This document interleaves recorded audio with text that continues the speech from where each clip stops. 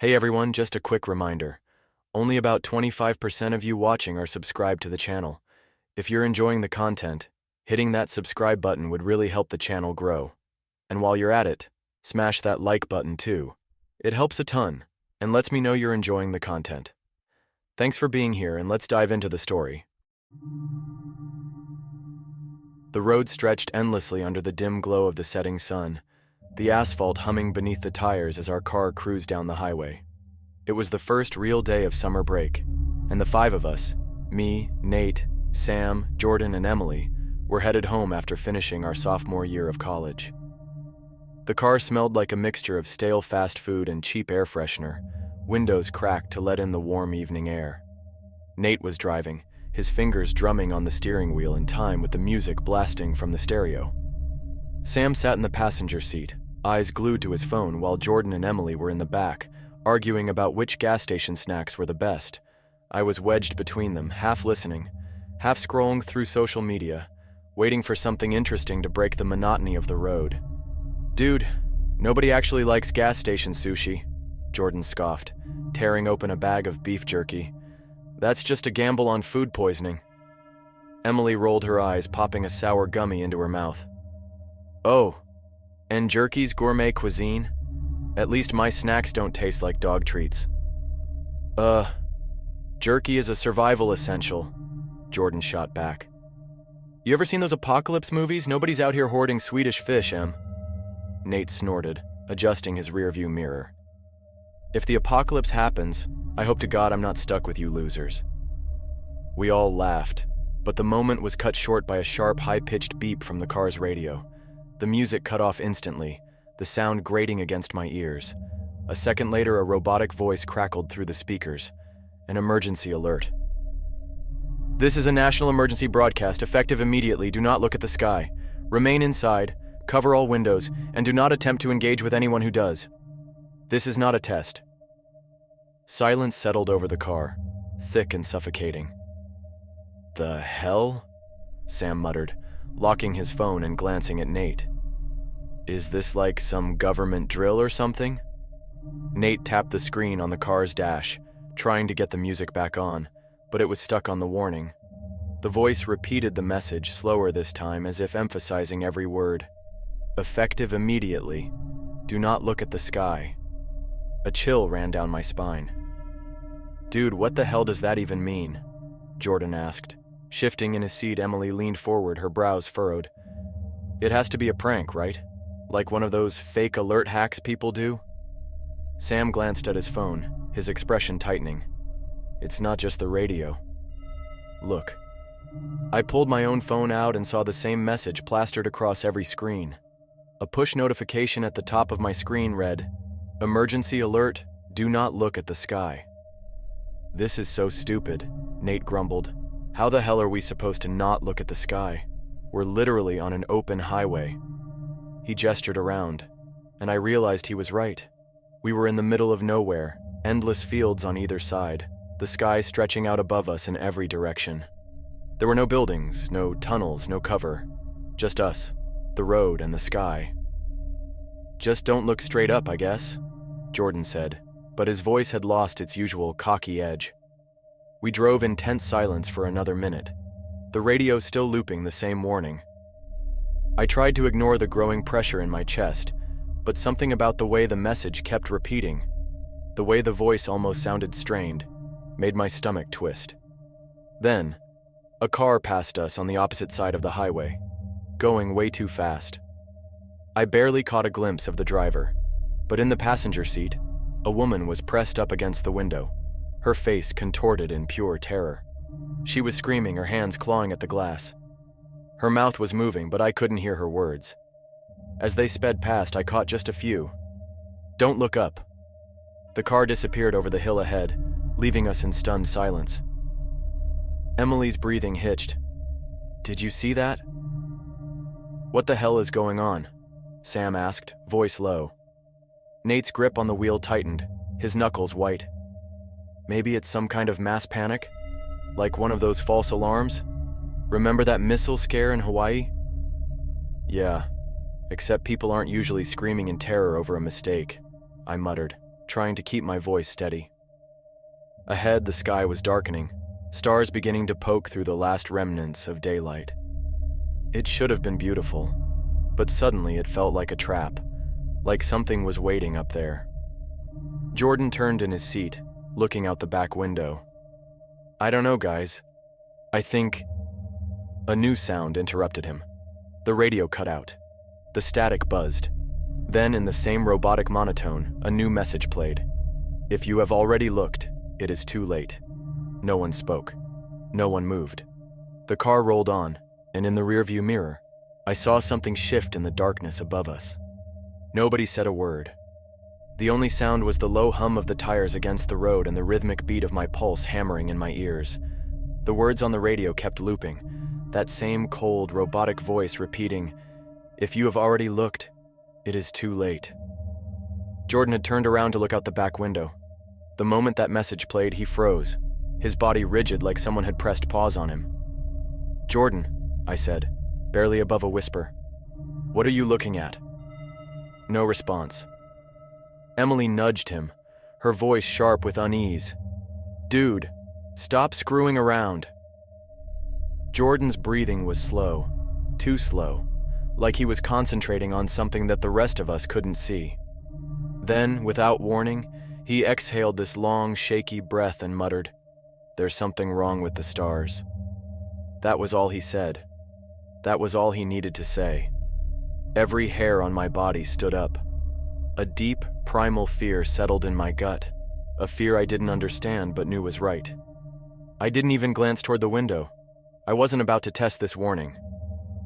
"Don't look," Nate snapped, gripping the wheel harder, his knuckles stretched pale. "Nobody look at the damn sky." "Jordan, turn the hell around," Sam added, but his voice wasn't firm. It was shaking.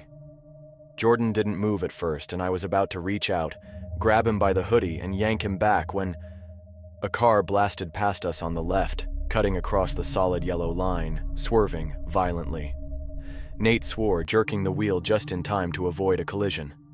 My stomach lurched as the vehicle skidded for a second before straightening out. "The hell was that?" Emily shrieked. Gripping the back of my seat for support, I turned just in time to see red taillights disappearing down the road, the car speeding way too fast. "Dude, people are losing their minds," Sam muttered, still holding onto the handle above the passenger door. "We need to pull over, check the news, figure out what's happening." "No," Nate said, his voice firm. Too firm, like he was forcing himself to sound in control. "We don't stop. We keep moving." I didn't argue. I don't think any of us wanted to stop. The car was still too quiet, too tense, and I realized Jordan still hadn't turned back around. "Jordan," I said again. "Face front, man." Still no response. Then, in the softest voice, barely audible over the sound of the road, he whispered, "I think something's looking back." My breath hitched. "What?" Emily asked. A little too fast, Jordan's head moved slightly, his posture finally breaking as he twisted just enough to look at me. His eyes were wide, pupils dilated like he'd just seen something that had broken his brain. But what got me was his face. He was pale. Paler than I'd ever seen him, like all the blood had been drained out of him in a matter of seconds. His lips were barely moving, like he didn't even want to say the next words out loud. "The stars, they moved." I swallowed, feeling my heartbeat hammering in my throat. "What do you mean they moved?" His throat bobbed. He looked sick. "They weren't supposed to." The radio crackled. A new message played. "Do not engage. Do not acknowledge them. Do not attempt to leave your vehicle." My stomach flipped. "What the hell does that mean?" Emily asked, her voice bordering on hysteria. "Do not attempt to leave? Are they talking about us? Are they talking about people or..." She stopped. She stopped because the car headlights illuminated something up ahead. A figure, standing dead center in the middle of the road. Nate hit the brakes. Hard. The tires screeched against the pavement, the seatbelt digging into my chest as we lurched forward. The whole car skidded as he fought to keep control, and for a second I thought we were going to spin out, crash, flip.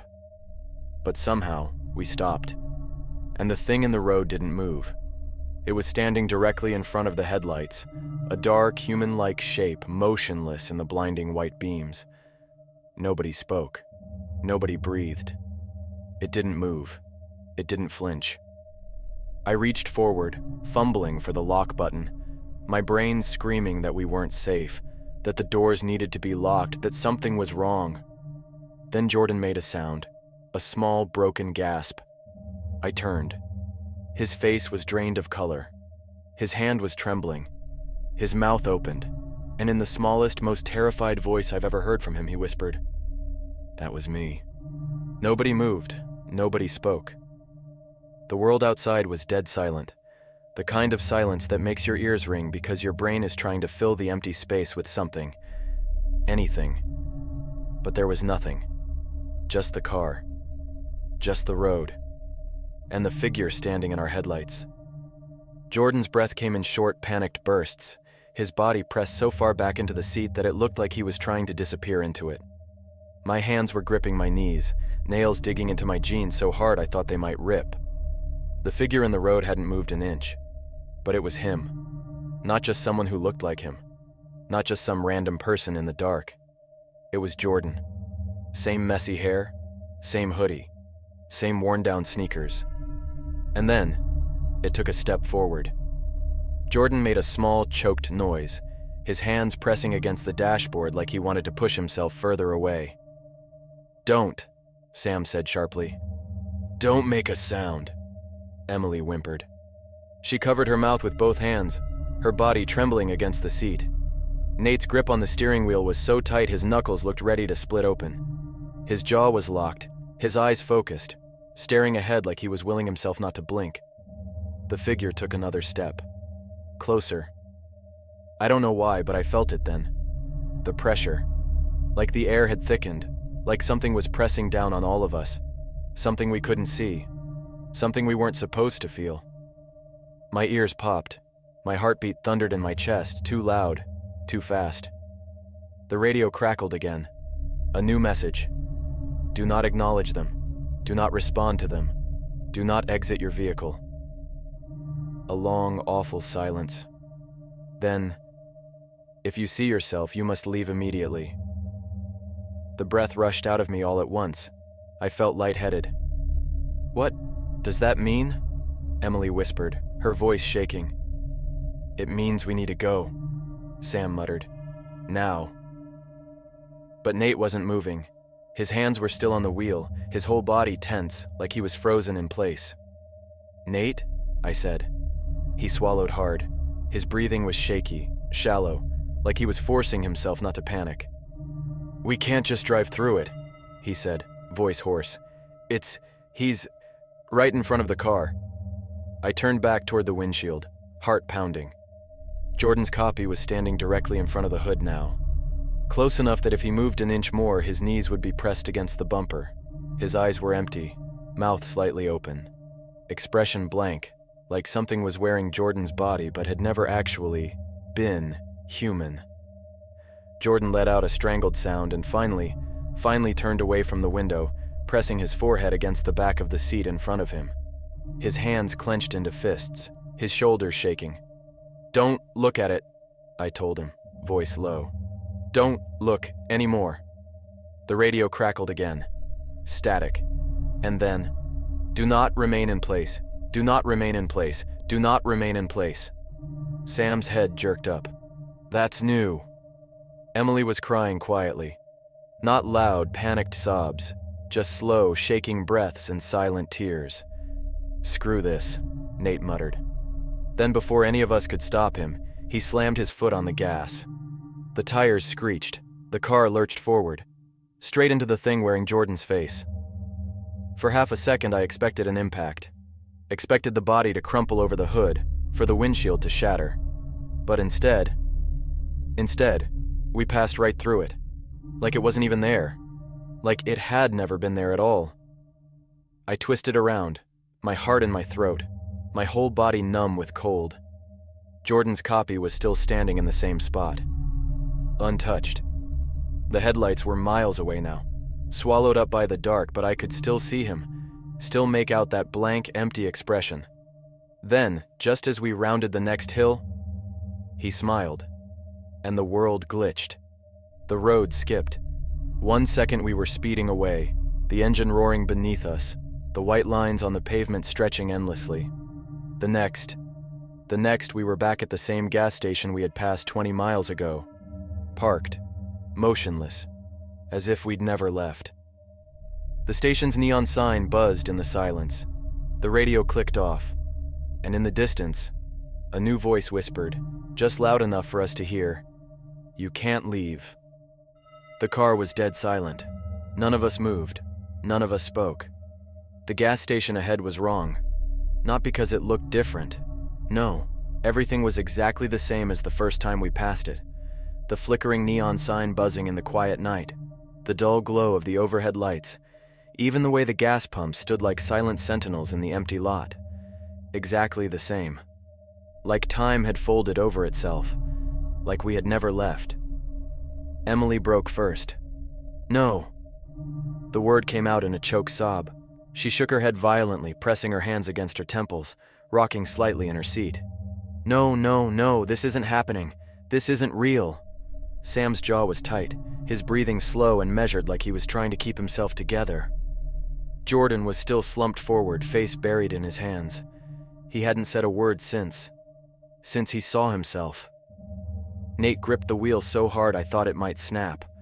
His chest rose and fell sharply. He muttered something under his breath. "Say it again," I said, my own voice barely above a whisper. His fingers twitched. His eyes darted between the rearview mirror and the gas station, like he was searching for something. "I never hit the brakes," he whispered.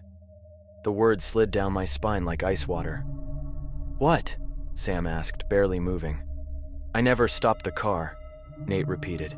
"I never let up on the gas. We were moving. We were..." His voice cracked.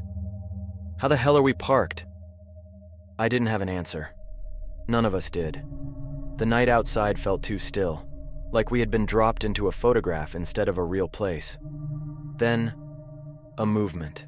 Something shifted inside the gas station. A figure, standing just past the glass doors, inside the store. My breath hitched in my throat. Emily whispered, "Did you see that?" Nate exhaled through his nose, gripping the wheel even harder. "Yeah." The figure moved closer, slow, deliberate. It wasn't a person, not really. It was the idea of a person, a shape, a silhouette, no features, no face, just blackness, stretching upward like something had bled into reality from a place it didn't belong. It pressed one hand against the glass, fingers too long, wrong. And then it tilted its head, looking straight at us. I sucked in a sharp breath. Sam whispered, "Start the car." Nate's fingers fumbled against the keys. He twisted them so hard I thought they might snap. Click. Nothing. Click. Click. Still nothing. Emily sobbed, her fingers gripping the seatbelt across her chest, knuckles white. The figure raised its other hand, pressed both palms against the glass now, slowly, like it was testing something. And then, in a single, fluid motion, it raised one hand and knocked. A single, hollow tap echoed across the empty lot. Sam cursed under his breath, his entire body stiff, not daring to breathe. Nate twisted the key again. Click. Nothing. The figure knocked again. Harder this time. Tap, tap. I reached for my phone. My fingers trembled as I pulled it up to my face, my mind racing, dialing 911. The screen flickered. Then the emergency alert blared back to life. Do not acknowledge them. A pause. Then, they are aware of you. My stomach dropped. The figure moved. It stepped away from the glass and started walking towards us. Nate slammed the key forward one last time. The engine roared to life. The headlights flashed across the lot just in time to illuminate the figure's full shape. No eyes, no mouth, no human features, just a void in the shape of a person. And it was smiling. "Go!" Sam shouted. Nate slammed his foot on the gas. The tires screeched against the pavement as we tore out of the lot, the car jolting forward so hard I nearly slammed my head against the dash. My breath was coming too fast. My hands wouldn't stop shaking. I turned back, and the gas station was gone. The road stretched endlessly behind us. No neon lights, no building, nothing. Like it had never been there at all. And above us, past the empty sky, the stars were moving. Nate drove like a madman. The speedometer pushed past 80, then 90, then nearly 100, but the road stretched on forever. No turns, no exits. Just an endless strip of asphalt cutting through the dark, surrounded by fields that felt too still. Emily was sobbing quietly, her hands clamped over her ears like she was trying to block out the world.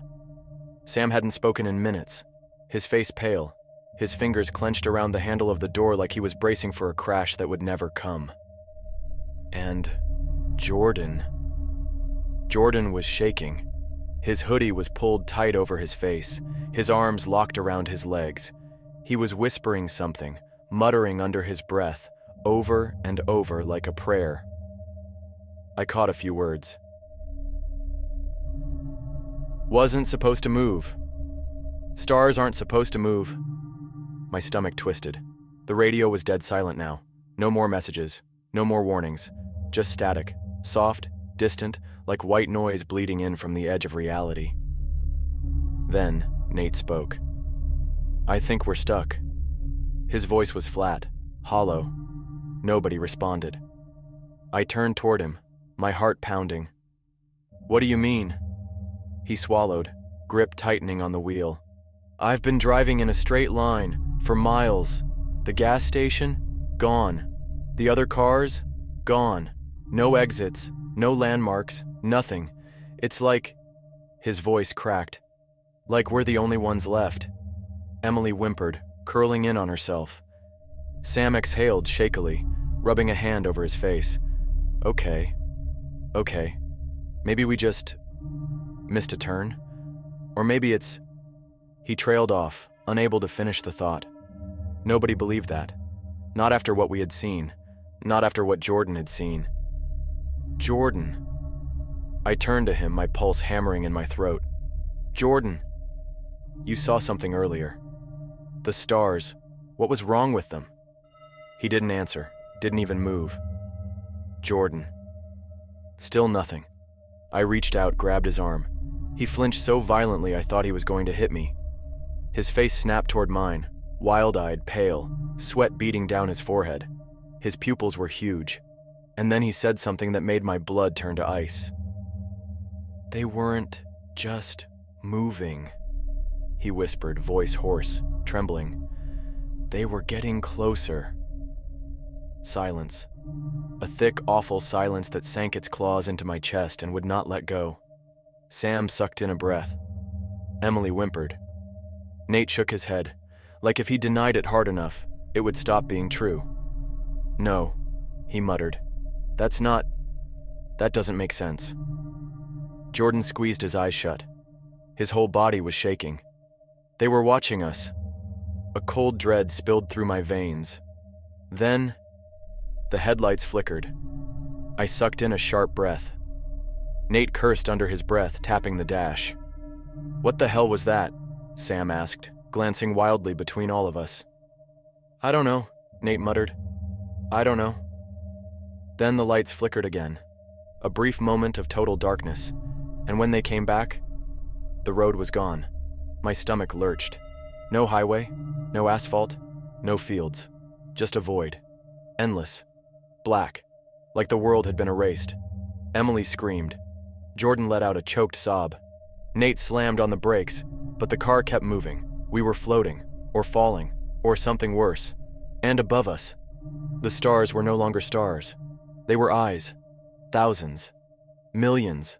Watching. Something spoke. Not through the radio. Not through the air. It spoke inside my head. We see you. A horrible pressure pushed into my skull.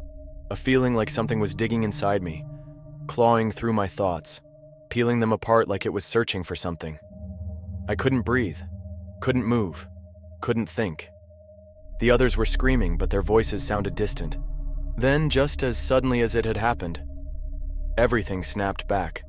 The car jerked. The road returned. The sky was normal again. We were speeding down the highway like nothing had happened, like none of it had been real. The radio crackled. Then, in a soft, cold whisper, "You were not chosen." The static cut out, and the night was silent once more. The silence in the car was unbearable. The only sound was the tires rolling against the asphalt, steady, rhythmic, as if nothing had happened. As if we hadn't just been somewhere else. As if the stars hadn't watched us. As if we hadn't just heard that voice whisper inside our heads. "You were not chosen." I swallowed hard, my hands gripping my knees so tight I thought I might rip straight through my jeans. I forced myself to glance around, to check if everyone was still there. Sam was sitting in the front seat, stiff as a corpse, his hands still gripping the handle on the door. Emily was curled up against the window, her body shaking. Jordan was muttering again, his hands clawing at his hoodie. And Nate's knuckles were still bone white against the steering wheel. His jaw was clenched so tight I thought his teeth might shatter. Nobody said anything. Nobody dared. Because none of us knew what to say. Minutes passed. Or maybe hours. I don't know. Time felt wrong. I kept expecting the radio to crackle back to life, to hear another voice, another warning, another command. But it never did. It was just us. Just the road. Just the darkness pressing in on all sides, stretching endlessly into the void. And then, Nate exhaled. A slow, shaky breath. "We're getting off this road." His voice was hoarse, like he had been screaming. He didn't wait for an answer. He yanked the wheel to the right, hard, turning onto the next exit without hesitation. The car rumbled over a rough patch of pavement, then smoothed out as we pulled into a small town. Dim streetlights flickered in the distance, closed shops, empty sidewalks. For the first time in what felt like an eternity, we weren't alone. There were cars, buildings, a gas station, a diner, a hotel, a real place, a place that shouldn't exist, because the map on Sam's phone still showed nothing. Emily let out a slow, shaky sob. "We made it," she whispered. I wanted to believe her, but deep down I knew. Something was wrong. Then, Jordan laughed, a dry, broken laugh. We all turned toward him. He was staring out the window, eyes too wide, too wild. And then he said the worst thing imaginable. "I think they let us go." No one spoke. No one breathed. Because somehow we all knew he was right. We hadn't escaped. We had been released. The question was, why? The town was quiet. Too quiet. No late-night traffic. No distant hum of life. Just the steady, unnatural flickering of streetlights casting eerie shadows against the empty sidewalks. It felt staged, like something had put it here for us. Nate pulled into a gas station parking lot, the tires crunching over loose gravel. He threw the car in park, but nobody moved. We just sat there, waiting. For what? I don't know. For something to tell us it was okay to step outside? For another voice to whisper from the radio? For the stars to start watching again? The thought sent a violent shudder through me. No, not here. Not now. I reached for the door handle, fingers trembling, and the softest sound escaped Emily's lips. A whisper. "Don't." I turned to her. Her face was pale, almost gray, her hands clenched in the fabric of her hoodie like she was trying to hold herself together. "What?" I breathed. She shook her head, eyes darting toward the glass doors of the gas station. "They're watching." My breath caught in my throat. I turned my head slowly, too slowly, toward the station, and I saw it. Silhouettes, standing just inside the store, not moving, not blinking, just watching. My pulse slammed into my throat. It was subtle at first, so subtle I thought it was a trick of the light, but then I really looked. Their bodies were too still, Their heads were tilted at unnatural angles, arms dangling limply. Their faces were there were no faces. Just smooth, empty skin where eyes and mouths should have been. The back of my neck prickled. My hands started to shake. "We have to go," Jordan whispered, his voice fragile. Emily let out a broken sob, curling into herself. Sam's hands were shaking as he stared at the figures. Nate just sat there, frozen. He knew. We all did. This wasn't a town. This wasn't real. This was another trap. And we had driven straight into it. The nearest figure moved. Not a step. Not a shift. It slid, like something was pulling it forward without its legs moving. My stomach twisted. Another figure moved. Then another. A slow, silent glide toward us, like they were waiting for us to step out of the car. Jordan made a sound in his throat, a strangled, barely contained whimper. Then, in the softest, most delicate voice I had ever heard in my life, one of them whispered, "You should not have stopped." I gasped. Emily screamed. "Go!" Sam roared. Nate slammed the car into reverse. The tires spun out, kicking up dust and gravel as we shot backward, nearly clipping the gas pump. Nate yanked the wheel, whipping us around toward the road. The figures did not run. They did not chase. They simply tilted their heads. And then, they smiled. Not with mouths, not with faces, but with something deeper. Something inside of them. Something we were never meant to see. Then, the gas station blinked out of existence. 1 second it was there. The next, just black. We sped down the road, the town fading behind us. Nobody spoke. Nobody dared. We drove until the sky started turning gray with the first light of morning. Until we saw a real gas station. Until we saw other people. Until we knew somehow we were back. And when we finally stopped, when Nate cut the engine, his hands still trembling against the wheel, we all just sat there, listening, waiting, for a whisper, for the radio to crackle, for the sky to change again. But it never did. It was over. At least, that's what I told myself. But I haven't looked at the stars since, and sometimes in the dead of night I still hear that voice. Software. Patient. Waiting. You were not chosen. But I don't think that means we were safe. I think it just means they're still watching, waiting for us to make the wrong move, and the next time, we might not be so lucky.